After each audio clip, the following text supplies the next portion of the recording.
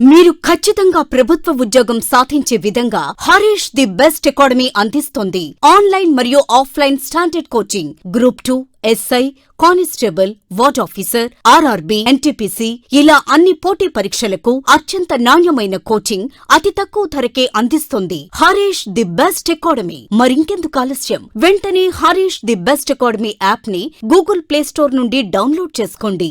Harish the best academy. Phone number 8341116915.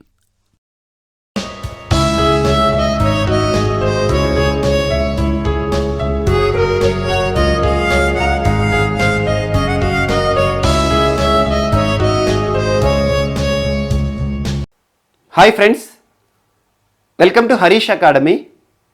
ఈరోజు వార్తల్లో నిలిచిన జాతీయ, అంతర్జాతీయ, రాష్ట్రీయ అంశాల గురించి, వార్తల్లో నిలిచిన వ్యక్తులు, అవార్డులు, పుస్తకాలు మరియు క్రీడా సంబంధిత సమాచారం, ఒక్కొక్క అంశాన్ని వివరంగా తెలుసుకునే ముందు కొన్ని హెడ్లైన్ చూద్దాం.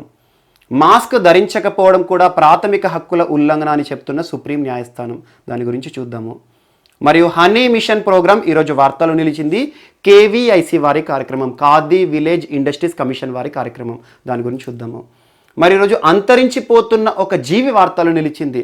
రతుఫా bicolor, zoological survey of India వారు దాని గురించి ఏమని ప్రస్తావిస్తున్నారో చూద్దాము. మరి ఈరోజు ఆర్టిఫిషియల్ ఇంటెలిజెన్స్ రోబోటిక్ టెక్నాలజీ పార్కుతో వార్తలు నిలిచిన బెంగళూరు ఐఐఎస్సికి సంబంధించిన అంశం, దాని గురించి చూద్దాము.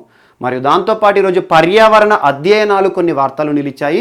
IIT Delhi, IIT Kharagpur, central pollution control board వారి నివేదికలు ఏమని చెప్తున్నాయి వాతావరణానికి సంబంధించి, అవేంటో చూద్దాము. మరి ఈరోజు స్పేస్ టెక్నాలజీకి సంబంధించి ఒక ప్రముఖుని మరణం వార్తలు నిలిచింది. మరియు ప్రైవేట్ స్టార్టప్ కంపెనీ కూడా వార్తలు నిలిచింది స్పేస్ టెక్నాలజీకి సంబంధించి. వారు ప్రయోగించబోతున్న ఉపగ్రహం ఏంటో చూద్దాము. మరియు దాంతోపాటు ముగిసిన జీహెచ్ఎంసీ ఎన్నికలు మరియు ఫలితాల వివరాల గురించి చూద్దాము. దీంతోపాటు వార్తలు నిలిచిన మిస్లేనియస్ అంశాలన్నిటి కూడా ఒక్కొక్క టాపిక్ని ఇంటర్లింక్ చేసుకుంటూ నేర్చుకుందాం. ముందుగా ఈరోజు సుప్రీం న్యాయస్థానం ఒక అంశాన్ని ప్రస్తావిస్తుంది. అదేంటంటే ప్రస్తుతం కోవిడ్-19 వ్యాప్తి గురించి మనం తరచూ వార్తాపత్రికల్లోనూ టీవీల్లోనూ చూస్తున్నాం. సెకండ్ వేవ్ స్టార్ట్ అయిందని చెప్పేసి చాలామంది అంటున్నారు. యాక్చువల్గా సెకండ్ వేవ్ ఏంటి, ఫస్ట్ వేవ్ ఏంటి, చాలామందికి డౌట్ ఉంటుంది. సెకండ్ వేవ్ అంటే ఏం లేదు, అంతకుముందు మనకు కేసెస్ అన్నీ పెరిగేసి ఒకేసారి తగ్గుతూ వస్తున్నాయి. అలా మరొకసారి ఇప్పుడు వింటర్ సీజన్ కాబట్టి వింటర్లో చాలా వరకు వైరల్ డిసీజెస్ కానివ్వండి, బ్యాక్టీరియల్ డిసీజెస్ కానివ్వండి, కొత్త కొత్త వ్యాధులు వస్తూ ఉంటాయి. కామన్గా నార్మల్ సీజన్స్లో బాగున్నా కూడా వింటర్లో జలుబు చేయడం కానీ, జ్వరాలు రావడం కానీ వస్తుంది. ఎందుకంటే వైరస్ కానివ్వండి, ప్యాథోజన్స్ ఏవైతే ఉంటాయో మన శరీరానికి వ్యాధి కారకాలకు అనుకూలమైన టెంపరేచరు, అనుకూలమైన పరిస్థితులు ఎక్కువగా వింటర్లో ఉంటాయి. ఇలాంటి పరిస్థితుల్లో ఆల్రెడీ సమ్మర్లోనే మనకు చెమట పట్టించింది ఏంటి, కరోనా వైరస్. ఇలాంటి కరోనా వైరస్ సెకండ్ వేవ్ అనేది ప్రారంభమవుతుంది. అంటే ఏంటంటే ఈ వింటర్ సీజన్లో నార్మల్ డిసీజెస్ ప్రబలే ఈ సమయంలో కరోనా మరింత ఉధృతి చూపిస్తుంది, మరింత వ్యాప్తి చెందుతుంది అని చెప్పేసి సెకండ్ వేవ్, థర్డ్ వేవ్ అనే పదాన్ని వాడతారు. సో ఇప్పటికే కొన్ని అగ్రగామి దేశాలు, అమెరికా కానివ్వండి, బ్రిటన్ లాంటి దేశాలు మరొకసారి లాక్డౌన్ వైపు చూస్తున్నాయి. సో మోస్ట్ ఇంపార్టెంట్, ఎందుకంటే కేసెస్ విపరీతంగా పెరుగుతున్నాయి. సెకండ్ వేవ్ కాదు, అక్కడ థర్డ్ వేవ్ కూడా స్టార్ట్ అయిపోయింది. ఎందుకంటే ఆల్రెడీ మన ఇండియా కంటే ముందుగానే అమెరికా, చైనా కానివ్వండి ఇలాంటి దేశాల్లో మనం చూసాము. ఆ తర్వాత కొంతకాలానికి ఇండియాలో ప్రవేశించింది. ఆ తర్వాత మరొకసారి మనం ఇండియాలో ఏంటంటే కొన్ని కేసెస్ తగ్గుతూ వచ్చాయి, మరొకసారి విపరీతంగా కేసులు పెరుగుతున్నాయి. దీని గురించి ప్రికాషన్స్ కూడా చేస్తుంది ప్రభుత్వాలు. ఏంటంటే కొన్ని బహిరంగ ప్రదేశాల్లో మాస్కులు ధరించండి. ఎందుకంటే లాక్డౌన్ ఉన్నప్పుడు ఏంటంటే ప్రభుత్వం కాపాడింది. అన్లాక్ పరిస్థితిలోకి వచ్చాము. ఇప్పుడు విద్యా సంస్థలు కానివ్వండి, ఆఫీసెస్ కానివ్వండి, అన్నీ కూడా నార్మల్ సిచ్యువేషన్లోకి వస్తున్నాయి. ఇలాంటి సమయంలో మీ రక్షణ మీ బాధ్యత అని చెప్పేసి తరచూ ప్రభుత్వాలు కూడా కొన్ని క్యాంపెయిన్స్ కూడా తీసుకొస్తున్నాయి. ఇలాంటి సమయంలో సుప్రీం న్యాయస్థానం ఏం చెప్తుంది అంటే wearing A mask is our fundamental right, otherwise not wearing A mask is also violation of fundamental right అంటుంది. అంటే ఏంటంటే ఈరోజు కొంతమంది మాస్క్ లేకుండా బయట తిరుగుతూ ఉన్నారు, ఏమవుతుంది నాకు అని చెప్పేసి. కొంతమంది ఒక అపోహ ఏంటంటే ఆల్రెడీ కరోనా వచ్చిపోయిన వాళ్ళు నాకు ఆల్రెడీ వచ్చింది మళ్ళీ రాదని అపోహపడుతున్నారు. కానీ గుర్తుంచుకోండి, కరోనా ఒకసారి వచ్చిపోయిన తర్వాత మరీ రాదని చెప్పేసి ఎలాంటి శాస్త్రీయ అధ్యయనాలు చెప్పట్లేదు. అంతెందుకు బోరిస్ జాన్సన్ గారి గురించి నిన్న మీకు చెప్పాను. మన రిపబ్లిక్ డేకి నెక్స్ట్ ఇయర్ 2021 రిపబ్లిక్ డేకి ప్రత్యేక అతిథిగా వస్తున్నారు బ్రిటన్ ప్రధాని. సో బోరిస్ జాన్సన్ గారు ఈరోజు 2 సార్లు కాదు 3 సార్లు కరోనా వచ్చింది. సో అలాంటి కరోనా వైరస్ ఎన్నిసార్లు వచ్చే అవకాశం ఉంది. సో అలాంటి కరోనా ఉధృతిని దృష్టిలో ఉంచుకొని మాస్కుల పైన అవగాహన కార్యక్రమాలు కానివ్వండి చాలా సంస్థలు కూడా కృషి చేస్తున్నాయి. అయినా కూడా కొంతమంది నిర్లక్ష్యం చేస్తున్నారు. మాస్క్ ధరించకపోవడము, మరియు ఫిజికల్ డిస్టెన్స్ ఫాలో అవ్వకపోవడం ఇలాంటివి చేస్తున్నారు.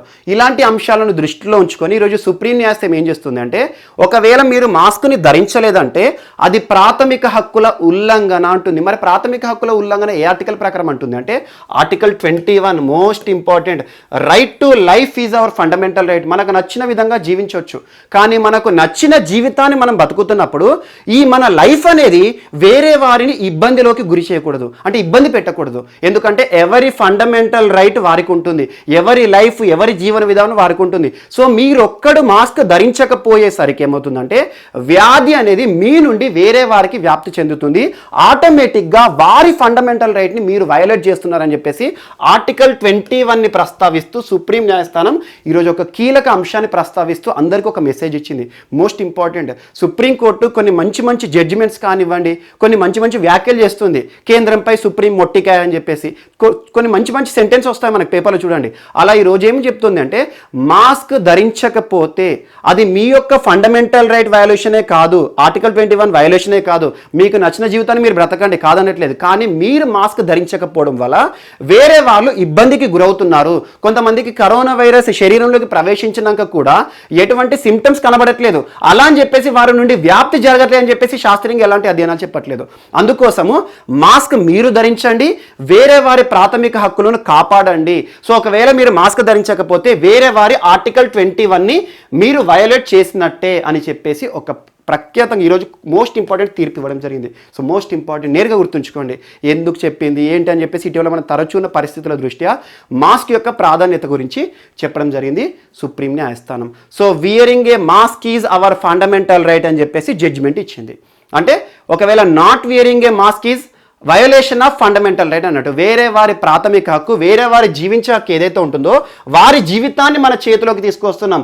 మనం మాస్క్ వియర్ చేయకపోవడం ద్వారా వారికి కరోనా వైరస్ని వ్యాప్తి చేయడంలో మన పాత్ర కూడా ఉంటుంది అని చెప్పేసి దీని యొక్క ఈ ప్రాముఖ్యతను చెప్పడం జరిగింది. సో ఇది ఒక్కటి గుర్తుంచుకోండి సరిపోతుంది. ఏంటంటే జడ్జిమెంట్స్ ఏమైనా వార్తలు నిలిస్తే ఖచ్చితంగా చూడండి, అలా అని చెప్పేసి కొన్ని ప్రముఖ చట్టాలు వార్తలు నిలిచినా కూడా చూడండి. ఎందుకంటే ఈరోజు ఒక చట్టం వార్తలు నిలిచింది లాటరీకి సంబంధించి.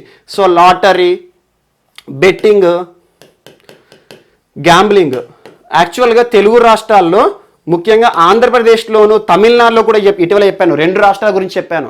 2 రాష్ట్రాలు వారి రాష్ట్రాల్లో ఆన్లైన్ బెట్టింగ్ కానివ్వండి, ఆన్లైన్ గేమ్స్ పైన అన్ని రకాల బెట్టింగ్స్ని బ్యాన్ చేసిందని చెప్పేసి తమిళనాడు గురించి చెప్పాను. చాలామంది సూసైడ్ చేసుకున్నారు, ఎందుకంటే తొందరపడేదో అత్యాశకు పోయి 10,000 రూపాయలు పెట్టేస్తారు, గెలిస్తే ₹1,00,000 వస్తాయి అనుకుంటున్నారు. కానీ ఈ 10,000 పోయేసరికి ఏంటంటే మానసిక ఒత్తిడికి గురై ప్రాణాలు కోల్పోతున్నారు. చాలా మంది సూసైడ్స్ పెరుగుతున్నాయి. ఇటీవల క్రైమ్ రేట్స్లో తమిళనాడులో ఎక్కువగా ఈ బెట్టింగ్ల ద్వారానే సూసైడ్ చేసుకుంటున్నారు. అందుకోసం అని చెప్పేసి తమిళనాడు రాష్ట్ర ప్రభుత్వం అన్ని రకాల బెట్టింగ్లను బ్యాన్ చేసింది. ఆన్లైన్ బెట్టింగ్స్, గేమ్ల పైన వేసే బెట్టింగ్స్ ఏవైతే ఉంటాయో మొబైల్ ప్రీమియం లీగ్ కానివ్వండి, డ్రీమ్ 11 కానివ్వండి, ఇవన్నీ దేశవ్యాప్తంగా అమల్లో ఉన్నాయి. ప్రముఖ వ్యక్తులు కూడా అంబాసిడర్లుగా ఉన్నారు. ఈరోజు మహేంద్ర సింగ్ ధోని డ్రీమ్ 11 ఉన్నారు, కానీ అవన్నీ కూడా బెట్టింగ్సే. సో ఇలాంటి బెట్టింగ్స్ ఏవైతే ఉంటాయో ఆన్లైన్ గేమ్ల పైన బెట్టింగ్ను నిషేధిస్తూ ఇటీవల తమిళనాడు వార్తలు ఇచ్చింది, అంతకుముందు ఆంధ్రప్రదేశ్ వార్తలు ఇచ్చింది. Most important states. ఈరోజు లాటరీ, బెట్టింగ్, గ్యాంబ్లింగ్ ఈ రాష్ట్రాల్లో అమలు లేవు, కానీ కొన్ని రాష్ట్రాల్లో లాటరీ అనేది చాలా ప్రముఖంగా ఉంటుంది. కొందరి దినచర్యలో భాగంగా, డైలీ లైఫ్లో భాగంగా ప్రతిరోజు ఒక లాటరీ కొంటా ఉంటారు. మీరు కేరళకి వెళ్ళండి ఒకసారి, కేరళ తిరువనంతపురం కానివ్వండి, కొన్ని పర్యాటక ప్రదేశాలు ఉంటాయి కదా, అక్కడికి వెళ్ళండి. ఒక డిస్ప్లేలో లాటరీస్ అన్నీ కూడా పోస్ట్ చేసే ఉంటారు.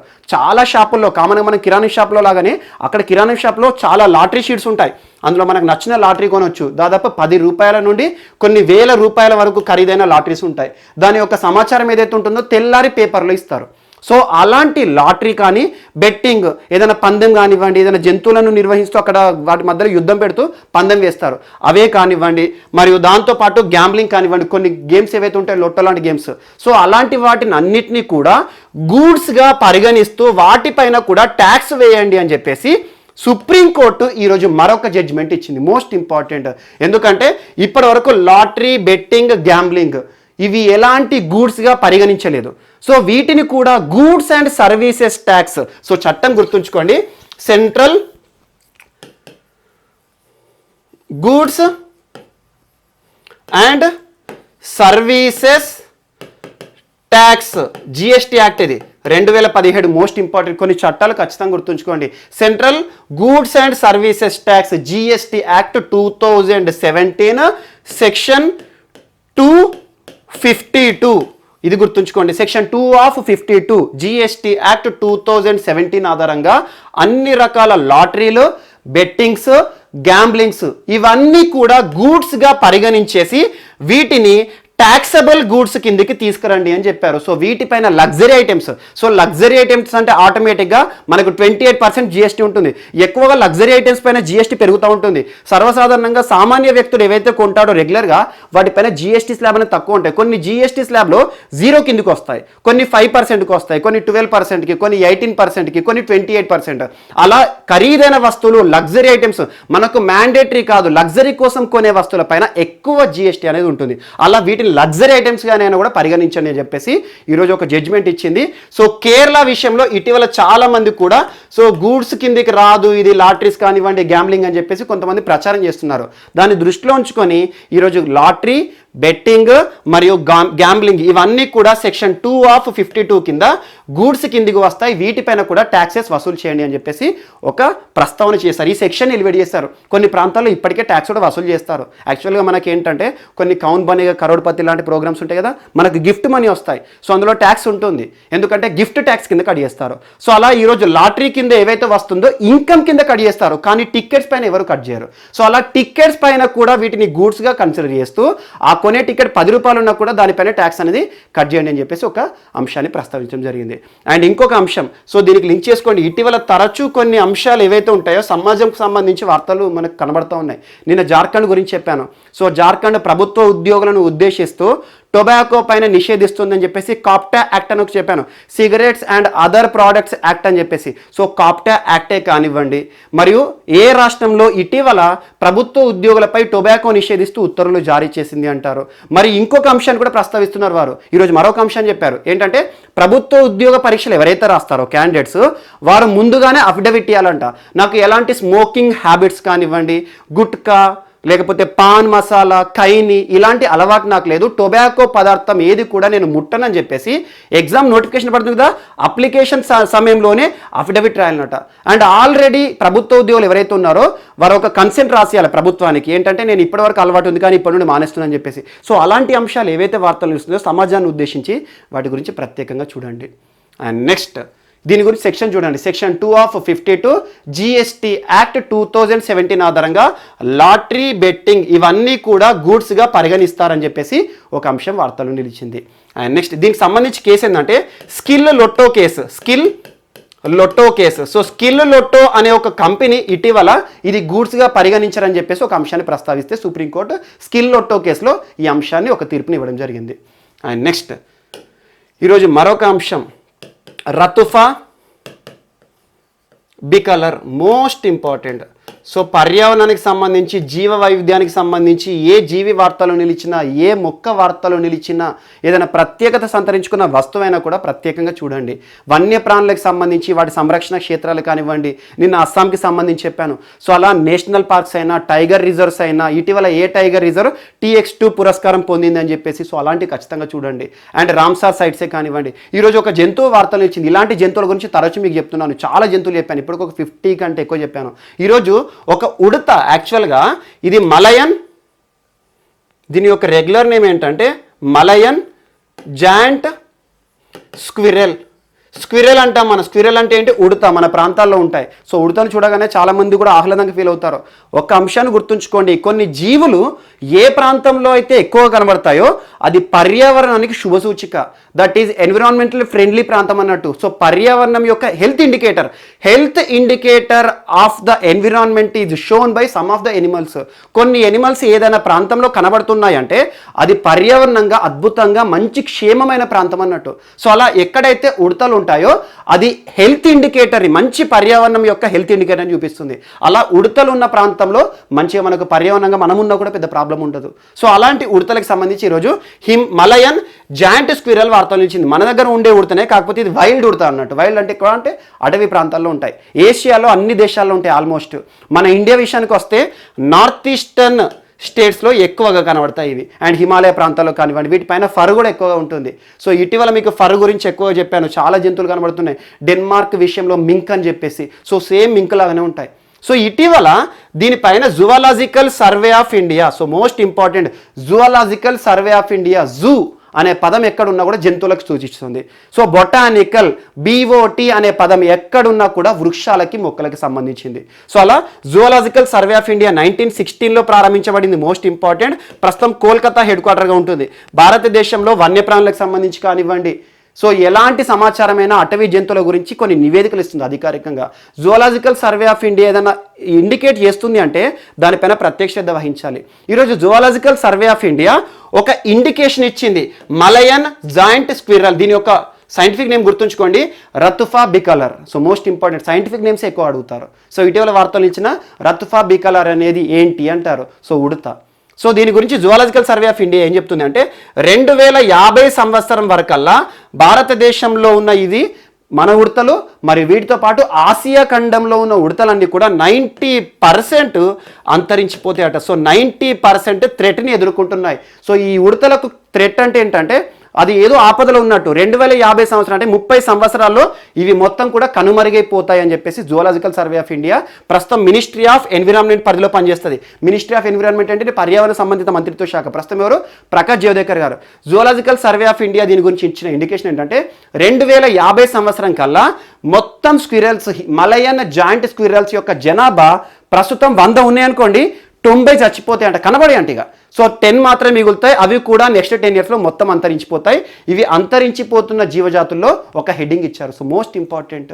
సో ప్రస్తుతము వీటికి సంబంధించి ఏంటంటే కొన్ని ఉంటాయి మనకు, ఎక్కువగా సైట్స్ కేటగిరీ ప్రస్తుతం దీన్ని అపెండిక్స్ 2లో ఉంది. And wild life protection act, వన్యప్రాణి సంరక్షణ చట్టంలో ఇది షెడ్యూల్ 1 కేటగిరీలో ఉంది. Most important. సో వీటి గురించి చూడండి. అండ్ IUCN లిస్ట్ అంటాము, international union for conservation of nature and natural రిసోర్స్లో ఇది థ్రెటెండ్ స్పీసీస్లో ఉంది. సో థ్రెటెండ్ ఏమో IUCN కేటగిరీ. మరియు దాంతోపాటు CITES, convention on international trade of endangered species, అంటే ఇంటర్నేషనల్గా వాణిజ్యానికి సంబంధించి ఒక ప్రాంతంలో ఒక ప్రాంతానికి తీసుకురావని చెప్పేసి ఈ కేటగిరీ అదని చూస్తారు. అపెండిక్స్ 2లో ఉంది. మరియు దాంతోపాటు భారతదేశంలో వన్యప్రాణి సంరక్షణ చట్టం 1972 సంవత్సరం ప్రకారము ఇది షెడ్యూల్ 1లో ఉంది, థ్రెటెన్లో ఉంది. ఇది ఒకటి గుర్తుంచుకోండి. సో అలా ఈ ఉడత ఏదైతే ఉంటుందో దీని యొక్క జనాభా మొత్తం అంతరించిపోతుంది. దీని యొక్క అంతరించిపోవడానికి కారణం ఏంటంటే చాలామంది పోచర్స్ దీన్ని వేటాడుతున్నారంట. పోచర్స్ ఎందుకు వేటాడతారంటే దాని నుండి వచ్చే కమర్షియల్ యాక్టివిటీస్ కోసం. ఒకవేళ దాని ఫర్తో స్వెటర్స్ చేయడం కానివ్వండి, లేదంటే దీన్ని చాలామంది తింటారు కూడా. నార్త్ ఈస్ట్ ప్రాంతాల్లో కుక్క మాంసమే తింటారు. వారికి ఇలాంటి జంతువులు దొరికితే ఆహారంసే తింటారు. సో అలా వీటిని చాలామంది వేటగాళ్ళు వేటాడుతున్నారు. దాంతోపాటు డిఫారెస్టేషన్ కానివ్వండి, ఇటీవల కాలంలో అటవీ విస్తీర్ణం అనేది తగ్గిపోతుంది. అది కూడా వీటి యొక్క అంతరించిపోవడానికి కారణమవుతుంది. దాంతోపాటు పర్యావరణ సంబంధిత మార్పులు జరుగుతున్నాయి కాబట్టి వీటి యొక్క జనాభా అంతరించిపోతుంది. ఇవి అంతరించిపోకముందే వీటి యొక్క సంరక్షణ చర్యలు తీసుకోండి అని చెప్పేసి కేంద్ర ప్రభుత్వానికి జువాలజికల్ సర్వే ఆఫ్ ఇండియా ఒక రిపోర్ట్ ఇచ్చింది. So most important. ఏదైనా అంతరించిపోతున్న జీవజాతుల గురించి వార్తలు నిలిస్తే ఖచ్చితంగా చూడండి. సో దీనికి సంబంధించి ఇలాంటి ఏంటంటే మెయిన్స్లో ఎక్కువ అడుగుతారు. మన ప్రిలిమ్స్లో బిట్ ఏంటంటే ఇటీవల వార్తలు నిలిచిన మలయన్ జాయింట్ స్క్విరల్, దాని యొక్క సైంటిఫిక్ నేమ్ ఏంటి, ఎందుకు వార్తలు నిలిచింది, ఏ సంవత్సరం వరకు అంతరించిపోతున్నాయి అని చెప్పేసి జువాలజికల్ సర్వే ఆఫ్ ఇండియా పేర్కొనింది. జువాలజికల్ సర్వే ఆఫ్ ఇండియా ఏ సంవత్సరంలో ఏర్పడింది. సో ఇలాంటి బిట్స్ ఖచ్చితంగా అడగవచ్చు. అండ్ నెక్స్ట్, సో ఈరోజు మన నెక్స్ట్ టాపిక్ వచ్చేసి పర్యావరణానికి సంబంధించిన ఒక సర్వే వార్తలు నిలిచింది. Environmental survey, most important. ఈ సర్వేని ఎవరు చేశారంటే IIT ఢిల్లీ శాస్త్రవేత్తలు, Indian institute of technology Delhi మరియు సెంట్రల్ పొల్యూషన్ కంట్రోల్ బోర్డ్, రెండు కూడా ఇంపార్టెంట్ సంస్థలు. దీనికి సంబంధించిన శాస్త్రవేత్తలు దేశవ్యాప్తంగా సర్వే చేశారు. ఏ అంశానికి సంబంధించి అంటే ఏ ప్రాంతంలో అత్యధిక కాలుష్య ఉద్గారాలు వెలువడుతున్నాయి, ఏ ప్రాంతాలు ఎక్కువగా కాలుష్య సమస్యలను ఎదుర్కొంటున్నాయని చెప్పేసి. వీరి రిపోర్ట్లో ఏం చెప్పారంటే 3 అంశాలు చెప్పారు. ఫస్ట్, దేశంలోని ఈస్టర్న్ ప్రాంతము మరియు సదర్న్ ప్రాంతం, ఈ 2 ప్రాంతాలు కూడా ఎక్కువగా కాలుష్య సమస్యలను చూస్తున్నాయంట. ఎందుకు? అక్కడ కాలుష్య ఉద్గారాలు ఎక్కువగా వెలువడుతున్నాయి. అండ్ రెండవ అంశం ఏం చెప్పారంటే అంతకుముందు అర్బన్ పొల్యూషన్ మనం చూసేవారం. ఎక్కువగా పట్టణ ప్రాంతంలో వాడే వాహనాలు ఏవైతే ఉంటాయో వాటి నుండి కాలుష్య ఉద్గారాలు ఎక్కువ వస్తాయి. కానీ వీరి రిపోర్ట్లో ఏం చెప్పారంటే రూరల్ పొల్యూషన్ అనేది ఎక్కువగా జరుగుతుంది కంపేర్డ్ టు అర్బన్ పొల్యూషన్ అని చెప్పారు. మూడవ అంశం ఏం చెప్పారంటే 3 రాష్ట్రాలు అత్యధికంగా కాలుష్య సమస్యలు ఎదుర్కొంటున్నాయంట. అందులో first place Kerala, second Goa, third AP. So most important, దేశంలో అత్యధిక కాలుష్య సమస్యలను ఎదుర్కొంటున్న ప్రాంతాలని చెప్పేసి, రాష్ట్రాలని చెప్పేసి వీటి గురించి చెప్పారు. And rural pollution compare to urban pollution ఎక్కువగా ఉంటుందట. అంటే గ్రామీణ ప్రాంతాల్లో పొల్యూషన్ అనేది ఎక్కువగా వస్తుంది. ఎందుకంటే యావరేజ్ తీసుకున్నారు దేశం మొత్తం కూడా. ముఖ్యంగా ఇటీవల తరచూ మీకు చెప్తున్నాను, ఎక్కడైతే పంట ఉంటుందో పంట పండించిన తర్వాత పంట చెత్తను కాల్చివేయడం కానివ్వండి, ఇలాంటి అంశాలు ప్రస్తావించారు. మరియు దాంతోపాటు ఎక్కువగా దేశంలోని ఏ ప్రాంతాలు కాలుష్య సమస్యలు చూస్తున్నాయి అంటే ఈస్టర్న్ ప్రాంతము, సదర్న్ ప్రాంతం. సో ఈ 3 అంశాలను వీరు ఒక పర్యావరణ సర్వే ఆధారంగా చెప్పారు. So most important. దీంతో పాటు ఇంకొక సర్వే కూడా ఈరోజు వార్తలు నిలిచింది. ఐఐటి ఖరగ్పూర్ శాస్త్రవేత్తలు చెప్పారు. IIT Kharagpur, so Indian institute of technology Kharagpur, వీరు ఒకే ఒక అంశాన్ని చెప్పారు. దేశంలో ఇండో గ్యాంజెటిక్ ప్లేన్స్ ఏవైతే ఉంటాయో, గంగా నది పరిసర ప్రాంతాలు ఏవైతే ఉంటాయో అక్కడ మొత్తం కూడా అమ్మోనియా నిండుతుందంట. సో గంగా నది మొత్తం కూడా అమ్మోనియాని ఉద్గారాలను చూస్తుందంట. అంటే గంగా నది నుండి ఎక్కువగా అమ్మోనియా పొల్యూషన్ చూస్తున్నట్టు. ఇటీవల మీకు అమ్మోనియా గురించి చెప్పాను. యమునా నది మొత్తం కూడా అమ్మోనియాతో నిండిపోయిందని చెప్పేసి నేషనల్ గ్రీన్ ట్రిబ్యునల్ కూడా ఆదేశాలు జారీ చేసింది. దాని సంరక్షణ చర్యలు తీసుకోండి అని చెప్పేసి. సో గంగా నదిలో అమ్మోనియా పొల్యూషన్ అనేది ఎక్కువగా చూస్తోందని చెప్పేసి ఈరోజు ఐఐటి ఖరగ్పూర్ వారు చెప్పారు. సో మోస్ట్ ఇంపార్టెంట్, ఈ 2 సర్వేల గురించి చెప్పారు. ఇటీవల ఏ శాస్త్రవేత్తలు ఎవరు చేసిన సర్వే ఆధారంగా సదర్న్ మరియు ఈస్టర్న్ ప్రాంతాల్లో పొల్యూషన్ అనేది ఎక్కువగా ఉందని చెప్పారంటారు. సో ఈ రెండింటి పేరు గుర్తుంచుకొని ఇద్దరు కూడా సంయుక్తంగా విడుదల చేశారు. మరియు దేశంలో అత్యధిక కాలుష్య సమస్యలు ఉన్న 3 రాష్ట్రాలను పేర్కొంటున్న వారు ఎవరు? వీరు. అండ్ నెక్స్ట్ రూరల్ పొల్యూషన్ ఎక్కువగా ఉందని చెప్పేసి ఇంకొక అంశం చెప్పారు. ఎందుకంటే ఇప్పటివరకు మనము గ్రామీణ ప్రాంతాల్లో పొల్యూషన్ తక్కువ ఉంటుందని చెప్పేసి చాలామంది అనుకుంటాము. అలాంటిది గ్రామీణ ప్రాంతాల్లో కూడా ఈరోజు పొల్యూషన్ కాలుష్య స్థాయి పెరిగిందని చెప్పేసి వీరు చెప్పారు. వీరు చెప్పిన ఒకే ఒక అంశం ఏంటంటే ఇండో గ్యాంజెటిక్ ప్లేన్స్లో మొత్తం కూడా అమ్మోనియా పొల్యూషన్ అనేది చూస్తున్నాం. ఎందుకంటే విపరీతమైన రసాయనాలు వాడుతున్నారు. అటు ఇండో గ్యాంజెటిక్ ప్లేన్స్ ఏవైతే ఉంటాయో ఆ పక్కన ఉన్న రాష్ట్రాలు ఏవైతే ఉంటాయో అక్కడ పంట పండించడానికి విపరీతమైన రసాయనాలు వాడుతున్నారంట. ఆ రసాయనాలన్నీ కూడా ఈ వాటర్లో కలవడం, దాని ద్వారా అమ్మోనియాని కూడా ఎమిట్ చేస్తుందంట. So most important.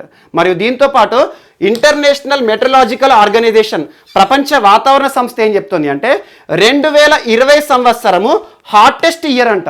అంటే అంతకుముందు 2015, 2016, 2019, ఆ తర్వాత 2020 కూడా ఉష్ణోగ్రత విషయంలో ఎక్కువగా ఉంది టెంపరేచర్ అని చెప్పేసి ఒక అంశాన్ని బేసిక్గా చెప్పారు. బట్ ఇది అవసరం లేదు. సో ఈ రకంగా కాలుష్యానికి సంబంధించి 2 రిపోర్ట్లు మాత్రం గుర్తుంచుకోండి. ఒకటి ఐఐటి ఢిల్లీ వాళ్ళు చేసింది, మరియు సెంట్రల్ పొల్యూషన్ కంట్రోల్ బోర్డు, మరియు ఐఐటి ఖరగ్పూర్ వాళ్ళు ఏ రిపోర్ట్ ఇచ్చారని చెప్పేసి. ఇటీవల ఐఐటి ఖరగ్పూర్ శాస్త్రవేత్తలు ఏ ప్రాంతంలో అమ్మోనియా పొల్యూషన్ ఎక్కువగా ఉంది, అమ్మోనియా ఉద్గారాలు జరుగుతున్నాయి అని చెప్పారంటే ఇండో గ్యాంజెటిక్ ప్లేన్స్లో. Most important. మరియు ఏ రాష్ట్రాలు అంటే ఆ 3 రాష్ట్రాల పేరు గుర్తుంచుకోండి. ఐఐటి ఢిల్లీ వారు, మరియు సెంట్రల్ పొల్యూషన్ కంట్రోల్ బోర్డు. మరియు దాంతోపాటు ఈరోజు నెక్స్ట్ టాపిక్ వచ్చేసి హనీ మిషన్ వార్తలు నిలిచింది. హనీ, సో తేనెకి సంబంధించి ఇటీవలే మీకు ఒక అంశాన్ని చెప్పాను. Most important, centre for science and environment, CSE, centre for science and environment సంస్థ భారతదేశంలో పర్యావరణంపై ఏవైనా హానికరమైన కెమికల్స్ ప్రభావాన్ని చూపించినా కూడా వాటిని బ్యాన్ చేస్తుంది. ఇటీవల చాలా యాంటీబయాటిక్స్ని కూడా బ్యాన్ చేసింది, పంటలపై వాడకూడదని. మనం గ్లైఫోసెట్ కానివ్వండి, చాలా అంశాలు చెప్పాను మీకు. కొన్ని యాంటీబయాటిక్స్ని పంటలపై విపరీతంగా వాడుతున్నారు ఫార్మర్స్ అని చెప్పేసి వాటిని నిషేధిత జాబితాలో కూడా చేర్చింది. అలా పర్యావరణంపై ఏవైనా రసాయనాలు దుష్పరిణామాన్ని లేదా ప్రభావాన్ని చూపిస్తే వాటిని బ్యాన్ కూడా చేస్తుంది. ఇటీవల centre for science and environment వారు హనీకి సంబంధించి ఒక రిపోర్ట్ ఇచ్చారని చెప్పాను. భారతదేశంలో లభ్యమవుతున్న హనీ ఏదైతే ఉంటుందో ప్రముఖ బ్రాండ్ల రూపంలో చూస్తున్నాం మనం. డాబర్ అని చాలా బ్రాండ్లు చెప్పాను మీకు. సో అలాంటి బ్రాండ్స్, ప్రముఖ బ్రాండ్లు ఏవైతే ఉంటాయో ఆ బ్రాండ్లలో 77% of the total honey in India is made with sugar syrup అని చెప్పాను. సో షుగర్ సిరప్, చక్కెర నీటిని కలిపి తేనెను తయారు చేస్తున్నారు. సో అలా తేనెకి సంబంధించిన ఒక అంశాన్ని centre for science and environment వారు చెప్పారు. అలా ప్యూరిటీ టెస్ట్లో అన్ని కూడా ఫెయిల్ అయినాయి. మనకేమంటారు అంటే nuclear magnetic Resonance, NMR test అంటారు. మోస్ట్ ఇంపార్టెంట్, గుర్తుంచుకోండి. జస్ట్ బేసిక్, ఇంత డెప్త్గా ఆడారు. సో ఇటీవల తేనెకి సంబంధించి ఒక జాబితా విడుదలైంది. అందులో centre for science and environment దాదాపు భారతదేశంలోని 77% తేనె ప్రముఖ బ్రాండ్లు ఏదైతే ఉంటుందో అదంతా కూడా అడల్ట్రేటర్ అని చెప్పారు కదా. ఏ టెస్ట్, ఏ ప్యూరిటీ టెస్ట్ ఆధారంగా అంటారు. సో అదొకటి గుర్తుంచుకోండి, nuclear magnetic Resonance spectroscopy. So nuclear magnetic Resonance spectroscopy, ఈ టెస్ట్ ఏంటంటే ఒక ప్యూరిటీ టెస్ట్. ద్రవణాలలో అందులో ఉండే మాలిక్యూల్స్ ఏవైతే ఉంటాయో వాటిని పరీక్షించేసి వాటి యొక్క ప్యూరిటీని చెప్తారు.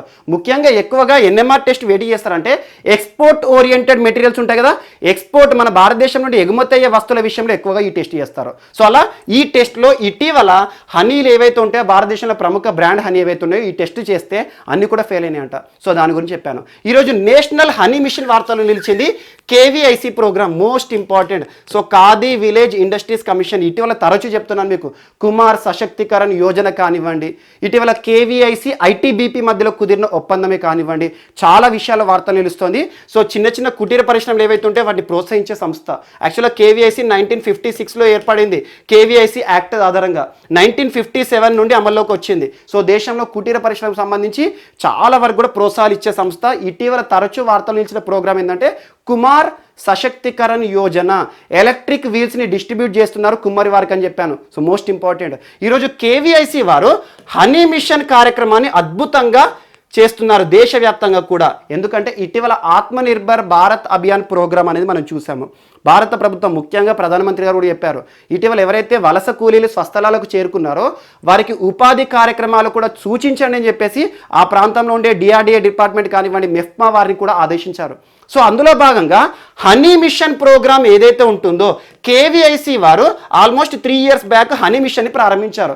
ఈ హనీ మిషన్ ఉద్దేశం ఏంటంటే కేవీఐసి ఆధ్వర్యంలో కొంతమంది మహిళలు మరియు గిరిజనులు ఎవరైతే నిరుద్యోగులు ఉంటారో వారికి కొన్ని ప్రత్యేక ట్రైనింగ్ కార్యక్రమాలు ఇస్తారు. దాని ద్వారా వాళ్ళకు కొన్ని ప్రత్యేక ట్రేస్ ఇస్తారు ఎపికల్చర్ కోసం. ఎపికల్చర్ అంటే ఏంటి? తేనెకి సంబంధించి మనం వాటిని పెంపకం, తేనె పెంపకం. సో తేనె ఏవైతే ఉంటాయో, తేనె తీగలు ఉంటాయో వాటిని పెంచి వాటి నుండి హనీ ప్రొడ్యూస్ చేయడానికి. అలా హనీ ఉత్పత్తి పెరుగుతుంది, ఎట్ ద సేమ్ టైం ఉపాధి కూడా పెంచిన వారం అవుతాం.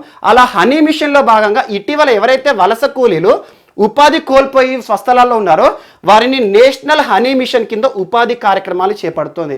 ఆల్మోస్ట్ ఈ సంవత్సరం ఆగస్టులో చాలా మంది, కొన్ని వేల మందికి హనీ మిషన్ కింద ఉపాధి సూచించింది. దాని యొక్క ప్రొడక్షన్ ఈ మంత్లో రాబోతోంది. అంటే ఆటోమేటిక్గా భారతదేశంలో హనీ ప్రొడక్షన్ అనేది పెరగబోతుంది. ఎందుకంటే ఇటీవల నిరుద్యోగ సమస్యను ఎదుర్కొంటున్న వారు ఎవరైతే ఉన్నారో లాక్డౌన్ సంబంధిత అంశంతో స్వస్థలాలకు చేరుకున్న వలస కూలీలకు కేవీఐసి హనీ మిషన్ కింద కేంద్ర ప్రభుత్వం ఆదేశాల మేరకు ప్రత్యేక ట్రైనింగ్ శిక్షణ ఇచ్చి హనీ ఉత్పత్తికి తోడ్పడుతుంది. అందులో భాగంగా ప్రతి ఒక్కరు కూడా 100 ట్రేలు ఇచ్చారు. సో అందులో హనీ ఉత్పత్తి అవుతుంది కదా, దాన్ని అమ్ముకోవడం ద్వారా ఉత్పత్తి పెరుగుతుంది, వారికి ఉపాధి కలిగినట్టు అవుతుంది అని చెప్పేసి హనీ మిషన్ గురించి ఈరోజు ఒక అంశం, ఒక ఎడిటోరియల్ వార్తలు నిలిచింది.